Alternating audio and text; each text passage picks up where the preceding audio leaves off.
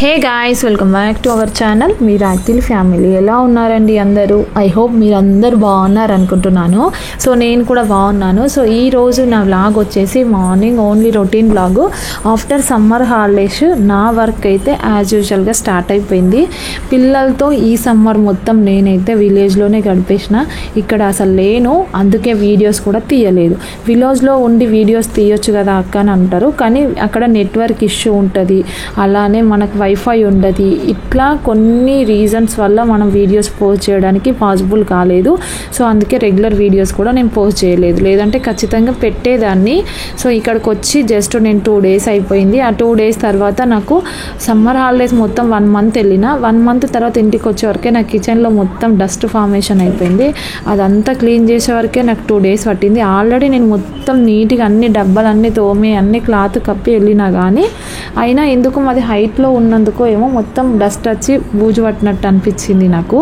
అందుకు మళ్ళీ అన్నీ క్లీన్ చేసిన. 2 days మొత్తం ఇదే వర్క్ అయిపోయింది. చాలామంది మెసేజెస్ పెట్టారు, అక్క చదువుతున్నారా లేదా, ఏంటి వీడియోస్ పెట్టట్లేదు. ఎక్కువ మంది ఏమనుకున్నారంటే నేను మొత్తం ఇంకా ప్రిపరేషన్లోనే ఉన్నాను, చదువుడికే టైం కేటాయిస్తున్నారేమో అని చెప్పేసి కొందరు అనుకున్నారు. సో నేనైతే అస్సలు బుక్స్ ముట్టలేదు. ఇంట్లో పెన్లు అండి, ఇంట్లో అంటే మా హస్బెండ్ వాళ్ళ బ్రదర్ది ఓను, సో అతనిది కాబట్టి ఇంట్లో ఉన్న పెన్లీలు మనం బుక్స్ పెట్టుకొని చదివేంత టైం మనకు ఉండదు. కాబట్టి నాకు అసలు కుదరలేదు. యాక్చువల్గా నేను ఏమనుకున్నా అంటే మ్యారేజ్కి 1 week ముందు వెళ్దాము సరిపోతుంది, తర్వాత తొందరగా మ్యారేజ్ అయిపోయినాక 4-5 daysకి ఇంకా అన్నీ అయిపోతాయి కదా, అయిపోయిన తర్వాత వద్దాం అనుకున్నా. కానీ అట్లా అస్సలు పాసిబుల్ కాలేదు. నేను ఒకటి అనుకుంటే ఇంకోటి జరిగింది, అందుకే ఇంకా నాకు రావడం కుదరలేదు. అట్లనే ఇంకోటి ఏంటి అంటే ఇక్కడ నేను చెప్పాల్సింది, నేను టెట్కి అప్లై చేయలేదు ఈ ఇయర్ది. ఇప్పుడు మొన్న 6 months పడ్డది. ఎందుకనంటే యాక్చువల్లీ అప్లై చేద్దాం అనుకున్నా, నాకు పాసిబుల్ కాదు అని చెప్పేసి నాకు తెలుసు. ఇఫ్ ఇన్ కేస్ నాకు టెట్ ఎగ్జామ్ డేట్ అనేది మనకు షెడ్యూల్ అప్పటికి రాలేదు. కాబట్టి నాకు ఏంటి అని అంటే నాకు మ్యారేజ్ మే ఎండింగ్లో ఉంది కాబట్టి సో నాకు పాసిబుల్ అవ్వదు. మళ్ళీ ఇఫ్ ఇన్ కేస్ అదే డేట్లకు నియర్ బైన నాకు ఎగ్జామ్ ఉంటే నేను జస్ట్ అటెండ్ అయినా కూడా ప్రాబ్లం అవుతుంది అని చెప్పేసి అందుకు నేను ఇంకా రాయలేదు, అప్లికేషన్ చేయలేదు. ఇప్పుడు ఈ ఎగ్జామ్ కూడా నేను రాయట్లేదు, అందుకు నేను ఇంత ఫ్రీగా ఉన్నాను. ఇంకా ప్రిపరేషన్ గురించి అని చెప్పేసి అడుగుతున్నారు.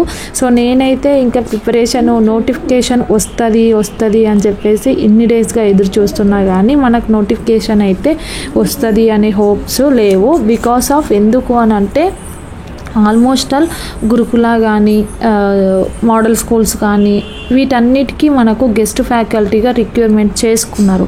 ఇఫ్ ఇన్ కేస్ ఒకవేళ ఇచ్చినా నెక్స్ట్ అకాడమిక్ ఇయర్ ఇస్తారనేది ఒక చిన్న హోప్ నాకు. ఈ ఇయర్ ఏమో కొంచెం ఛాన్సెస్ తక్కువ ఉన్నాయి, నాకు తెలిసినంత మట్టుకైతే వస్తుంది అనే. డిఎస్సి మేబీ టెట్ తర్వాత రావచ్చు. ఇప్పుడు డిఎస్సి రావడానికి కూడా మళ్ళీ ఇంకో ఆప్షన్ ఏమంటారు అని అంటే ప్రైమరీ సెక్షను అలాగే ఎల్కేజీ యూకేజీ కూడా యాడ్ చేశారు కదా. సో దీనివల్ల మనకి మళ్ళీ ఏమన్నా ఆగే ఛాన్సెస్ కూడా ఉండొచ్చు.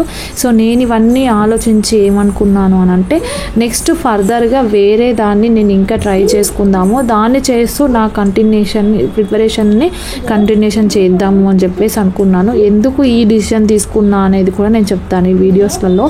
సో ఇక్కడ మన ఏజ్ అనేది ఎక్కువ అయిపోతుంది. సో ఏజ్ ఎక్కువ అవ్వడం వల్ల మనము నెక్స్ట్ ఇఫ్ ఇన్ కేస్ మన గవర్నమెంట్ జాబ్ రాకుంటే నెక్స్ట్ ఏంటి అనేది ఒక క్వశ్చన్ మార్క్ అయిపోయింది లైఫ్కి.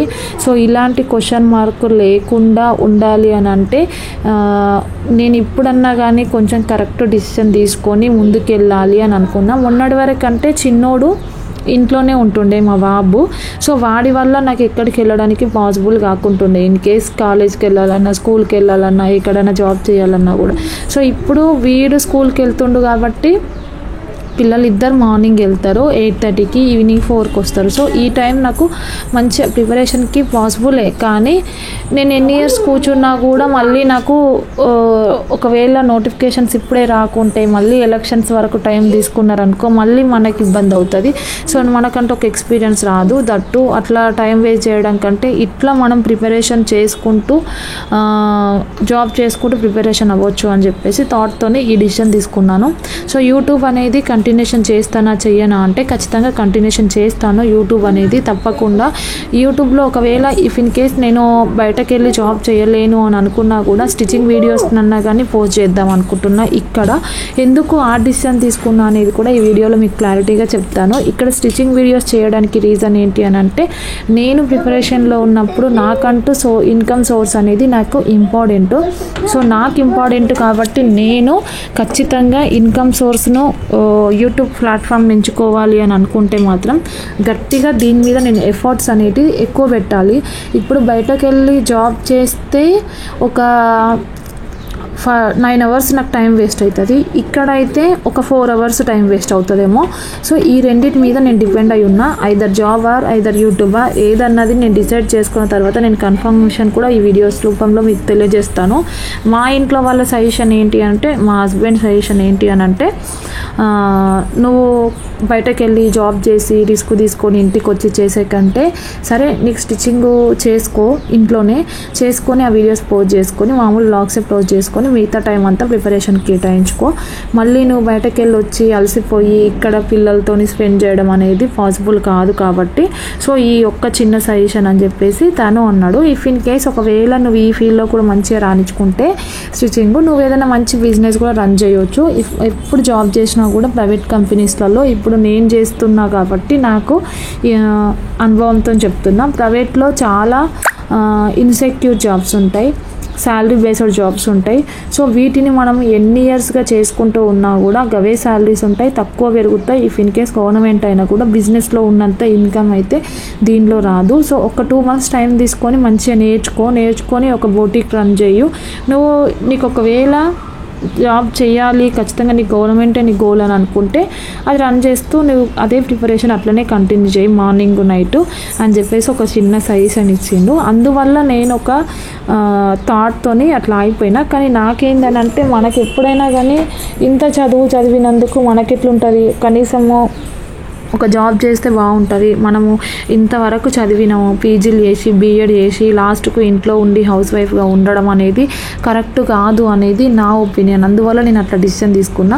కానీ పిల్లలు చిన్నగా ఉన్నారు అని చెప్పేసి మా ఆయనకు భయం. 4 తర్వాత ఒకవేళ నువ్వు డ్యూటీకి వెళ్తే ఒకరోజు వాళ్ళకి జ్వరం వస్తుంది, చేస్తుంది, ఎట్లా చేస్తావు అనేది ఒక క్వశ్చన్ మార్క్ లాగా ఈయన అట్లా చెప్తున్నాడు. సో నేనైతే ఇంకా చాలామంది మొన్న ఊరుకున్నప్పుడు కూడా ఎక్కువ మంది ఇప్పుడు మన ఇంట్లో మన పరిస్థితి ఏందనేది మన హస్బెండ్కి తెలుసు, మనకు తెలుసు. కానీ మన తోటి బంధువులకు కానీ మన రిలేటివ్స్ కానీ వాళ్ళకి తెలియదు. వాళ్ళకి ఎట్లయితుందని అంటే వాళ్ళు ఏమంటారు అంటే సింపుల్గా ఇంత చదువుకున్నావు కదా, ఇద్దరు చేసుకుంటే బాగుంటుంది అని సింపుల్గా ఒక మాట అనేది వదిలేస్తారు. ఆ మాట వదిలే ముందు వాళ్ళు కూడా ఒకసారి ఆలోచిస్తే బాగుంటుందేమో అని నేను అనుకుంటా. కానీ వాళ్ళు అట్లా అస్సలు ఆలోచించరు. ఎందుకని అంటే లైఫ్లో మనం ఏదన్నా చెయ్యాలి అని అనుకున్నప్పుడు మనకే వాళ్ళకంటే ఎక్కువ ఫస్ట్ మనకే ఉంటుంది చెయ్యాలి, సాధించాలి అనేది ఒక గోల్ అనేది. కానీ మన చుట్టుపక్కల ఉండే కల్చర్ వాళ్ళు ఎట్లుంటారంటే వాళ్ళు ఆ టైంలో వాళ్ళు ఎట్లా ఉన్నారో అన్నది మనం పక్కన పెడితే ఇప్పుడు మన జనరేషన్తో పోలిస్తే ఇప్పుడున్న జనరేషన్ పిల్లల్ని హ్యాండిల్ చేయడం అనేది చాలా రిస్క్తో కూడుకున్న పని. ఇలాంటి రిస్క్ను తీసుకొని మనము జాబ్స్ చేయాలి అని అంటే కూడా 100 రకాలుగా ఆలోచించాల్సి వస్తుంది. అంటే సొసైటీని బట్టి ఇప్పుడు నేను ఇట్లా అంటున్నానని చెప్పేసి తప్పుగా అనుకోవద్దు ఎవరు. ఇప్పుడు నాకు ఒక పాప ఉంది. ఇప్పుడు తనను నేను ఈవెన్ మొన్నటి వరకైనా ఇప్పుడైనా కూడా నేనే డ్రాప్ చేసి నేనే పికప్ చేసుకుంటా. తనని ఆటోకి పంపించాలంటే నాకు పంపించాలని అస్సలు ఇష్టం ఉండదు. ఎందుకనంటే అదొక రకమైన భయం అనేది ఏర్పడ్డది. సొసైటీ నుంచి వచ్చే పరిణామాలన్నిటిని చూసి వాటన్నిటిని మనం గమనిస్తున్నాం కాబట్టి అట్లా భయం అనేది ఏర్పడ్డది.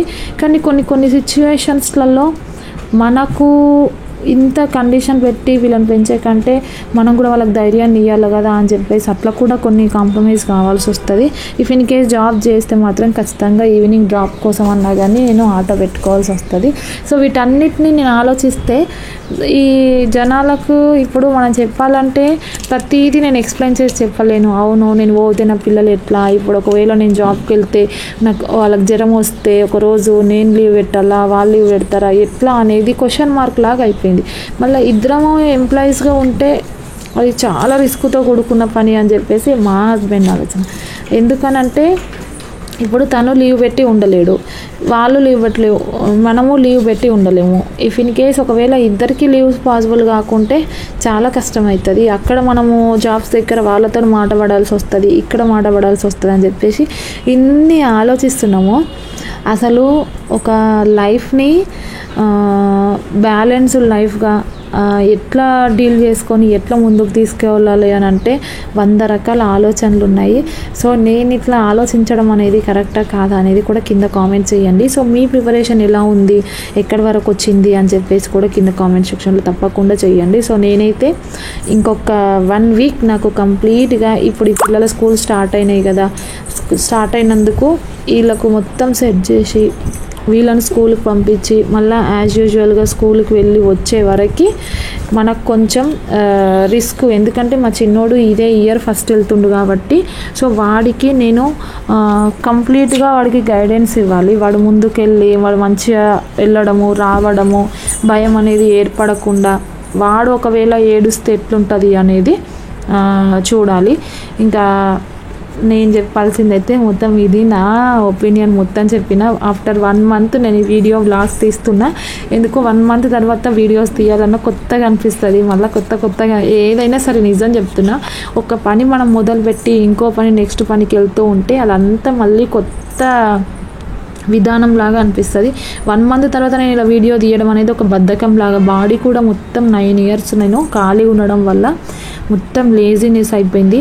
ఇప్పుడు బయటకు వెళ్ళి జాబ్ చేయాలా అనే మైండ్ సెట్కి వచ్చేసింది కొంచెం నాకు. సో నేనైతే ఇంకా ఖచ్చితంగా జాబ్ చేయాలా లేదంటే స్టిచ్చింగ్ నేర్చుకొని ఇంట్లోనే ఇంకా బిజినెస్ డెవలప్మెంట్ చేయన్నా అనే థింక్నెస్లోనే ఉన్నా. సో మీ సజెషన్ కామెంట్ సెక్షన్లో కామెంట్ చేయండి.